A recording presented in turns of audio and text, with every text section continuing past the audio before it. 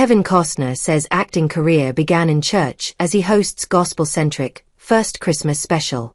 Long before Kevin Costner became a Hollywood leading man known for epic dramas and westerns, his first performance was in a church nativity play, where, armed with a shepherd's staff, he unknowingly took his first step toward a life of storytelling.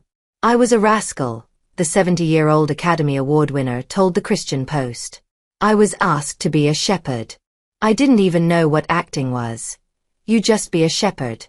You have this big, long stick, so don't fight any kids with it. I didn't go through life dreaming of being an actor, but the church was very much a part of my life," he added.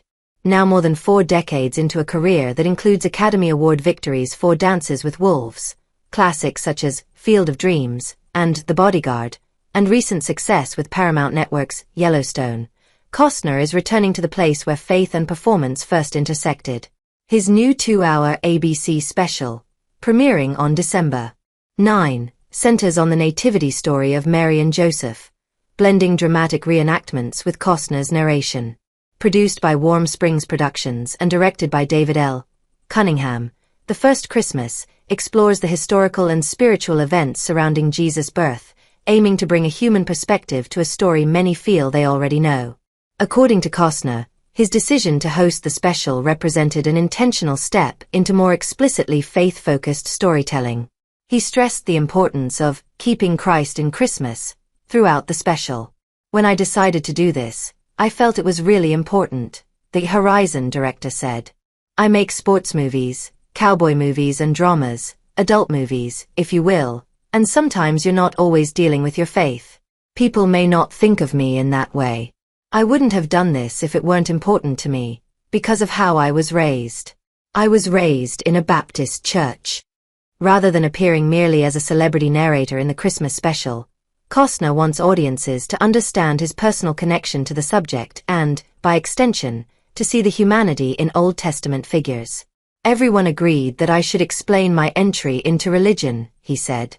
"I didn't want to just be a famous face in front of a religious story. I wanted to be very human about it. The story is the story, and I felt that if I humanized myself a little bit, maybe the entry into a story we think we know so well becomes more human, too." Working on the special, Costner said, reinforced the tangible realities behind the sacred narrative, especially the youth and vulnerability of Mary and Joseph. "It's nothing specific," he said. "Nazareth, Bethlehem, Herod, these are names that feel familiar.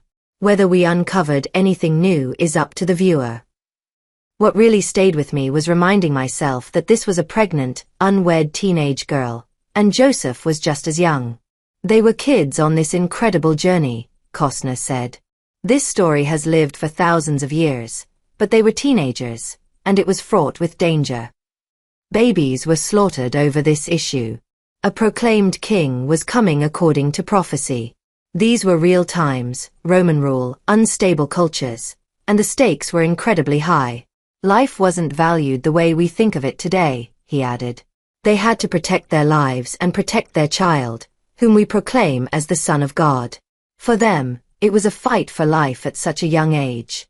That really lodged the story for me." Costner, who has been in the spotlight for decades and seen his personal life heavily scrutinized, said faith has also guided him through challenges, particularly those that come with being a public figure. "We're all tested, and I'm tested sometimes in very public ways," he said. "Your life is kind of up for grabs these days, information, what people can say, and it can feel like anything goes. Sometimes you don't have the ability to answer back, or you don't want to. I've been tested, but I've also been propped up through my religion," Costner continued. "You can be in a room with intellectuals who don't believe, and they can ask you 2 or 3 questions that stop you cold. But faith is something you hold inside you. You understand it, and it guides how you behave, especially in critical situations."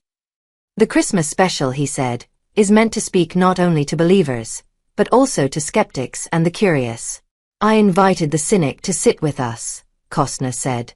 "They don't have to believe, but they do recognize that this story has endured. Will the names we see today still be remembered for thousands of years, for good or bad?" Reflecting on what the message of Christmas means to him now, after spending hours immersed in the story of Jesus' birth, Costner said he's reminded, more than ever, of human frailty and need for a savior. For Christians, it centers on the birth of this child, the promise that he was coming, and the message he would bring of peace, of how you treat your neighbor, and how you live morally under very tough conditions, Costner said. It's a chance to refocus, to recalibrate, to take stock of the people who matter to us. These days, we buy presents to honor people, he said. Sometimes we go overboard, but we're human. Let's give ourselves a break. Just because you have ornaments and decorations doesn't mean you don't have faith. It doesn't mean that God hasn't had his hands on your life. Kevin Costner presents The First Christmas, which will air on ABC on Tuesday, December 9 at 8 p.m. Eastern Standard Time and will be available for streaming the next day on Disney Plus and Hulu.